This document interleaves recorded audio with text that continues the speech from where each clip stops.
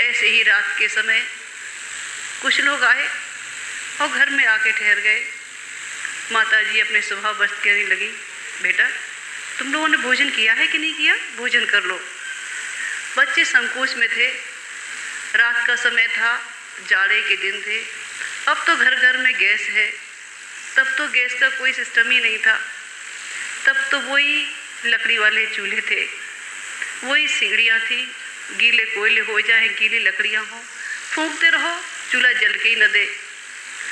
बच्चे संकोच करते रहे। अब रात को 10 बजे माता जी से कैसे कहे, पता नहीं घर में कुछ है कि नहीं। माता जी समझ गई बच्चे संकोच कर रहे हैं। कहने लगे, बेटा माँ भी कहते हो और संकोच भी करते हो। चलो तुम्हें शायद ये संकोच होगा कि माता जी को दोबारा बनाना पड़ेगा। बेटा डब्बे में है, मिल बांट के खा लो। बच्चों ने मिल बांट के खा लिया। उसके बाद उसमें आधी एक रोटी बची थी डब्बे में। बच्चों का एक स्वभाव होता है, खाने वाले को देख के उन्हें भूख लगाया करती है। हमारा भी बचपन कुछ ऐसा ही था। सबको खाते देखा, माता जी से कहने लगे, माता जी हमको भी भूख लगी।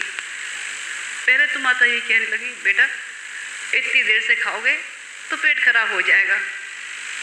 लेकिन जब भूख लगी हो, बच्चे की इच्छा हो रही हो, तो कोई भाषण समझ में आते हैं, कोई भाषण समझ में आते नहीं। उसको तो सिर्फ एक ही बात समझ में आती है, हमारी बात कैसे हो। और उस पर भी जब भूख लगी हो, माता जी ने कह दिया, बेटा इसमें रोटी है, तुम अचार के साथ खा लो। आधी रोटी थी, अचार के साथ खा ली, लेकिन संतुष्टि हुई नहीं। फिर कहने लगे, माता जी भूख लगी। थोड़ी देर माता जी टालती रही, फिर लगा शायद बच्चा मानेगा नहीं। कहने लगी, बेटा अच्छा देखो आज तो हम तुम्हारे लिए हलवा बना के लाएंगे। खुश थे, पता नहीं कितने दिनों के बाद आज हलवा खाने का नंबर आएगा। हम तो अपने खेल में, अपने इम्तिहान में बैठे रहे कि वो हलवा बन के आता होगा। माता जी के पास शुरू से ही ऐसी बहनें रहीं जिनका दुनिया में कोई नहीं था, जिनको सहारा देने वाले अपने भी उनसे मुंह मोड़ चुके थे।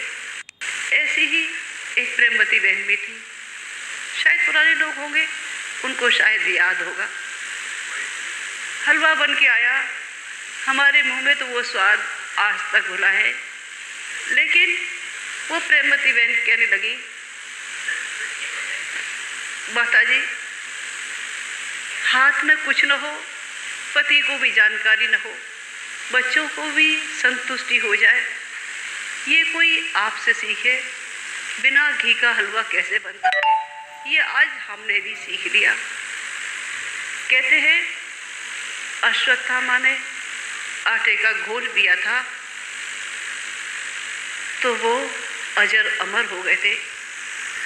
अजर अमर होने की तो पता नहीं, लेकिन अश्वत्थामा वाला साहस वो आटे का घोल पीकर आज भी हमारे अंदर जीवंत है। कहते हैं ब्रह्मा जी ने इस सृष्टि को बनाया। उन ब्रह्मा जी ने कैसी सृष्टि बनाई ये तो आपके सामने है। लेकिन इस युग के ब्रह्मा ने, जिसने नूतन सृष्टि का निर्माण किया, कहते रहे बसा है एक नया संसार कि जिसमें